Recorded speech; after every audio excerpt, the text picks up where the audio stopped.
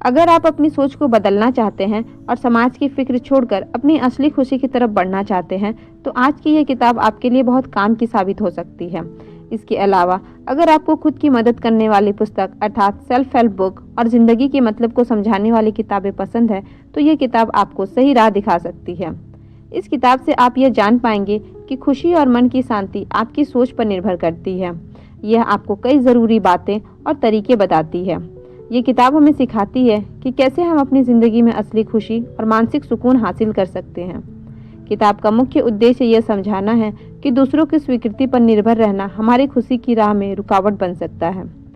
जब हम बिना डर के खुद को स्वीकार करना सीख जाते हैं तो न केवल हमारे विचारों में स्पष्टता आती है बल्कि हमारा जीवन भी अधिक स्वतंत्र और संतुलित हो जाता है।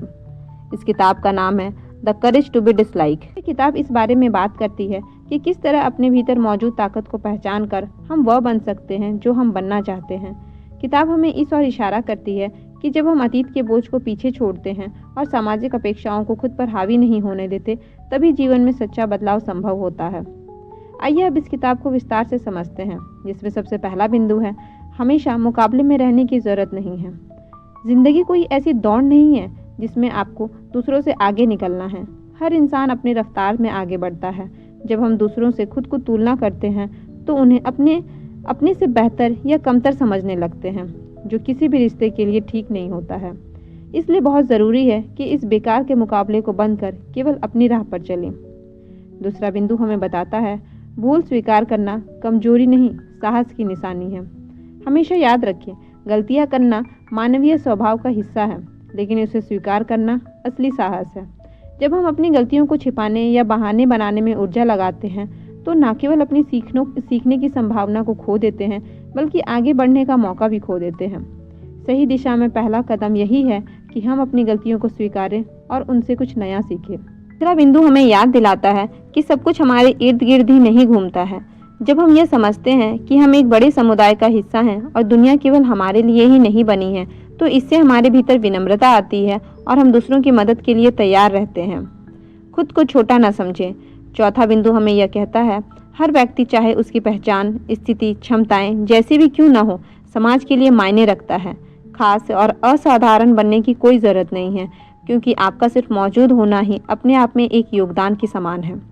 पांचवा बिंदु हमसे कहता है असमंजस में रहने से हम अपने व्यक्तित्व की पहचान नहीं कर पाते हैं।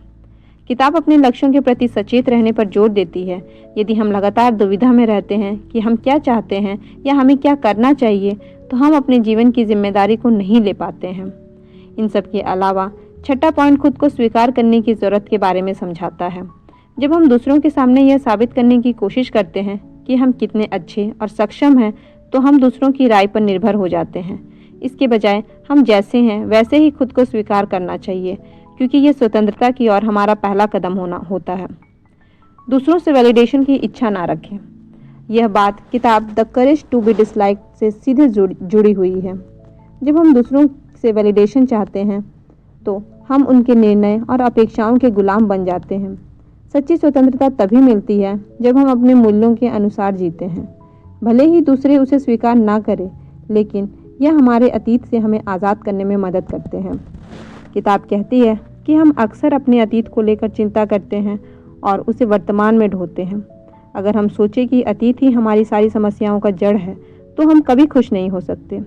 ऐसे में अतीत का बोझ छोड़ देना चाहिए ताकि हम नई शुरुआत कर सकें और आत्मविश्वास के साथ अपना जीवन जी सकें। अगर हम इस किताब को रिवाइज करना चाहें तो इन्हें हम कुछ महत्वपूर्ण 12 बिंदुओं में समझ सकते हैं, या फिर मैं यूँ कहूँ कि ये वह 12 सबक हैं जो हमें इस किताब से मिलती है। जिसमें सबसे पहला है किसी से हमारा कोई मुकाबला नहीं, क्योंकि ज़िंदगी फुटबॉल मैच नहीं है और ना ही कोई अन्य मैच है।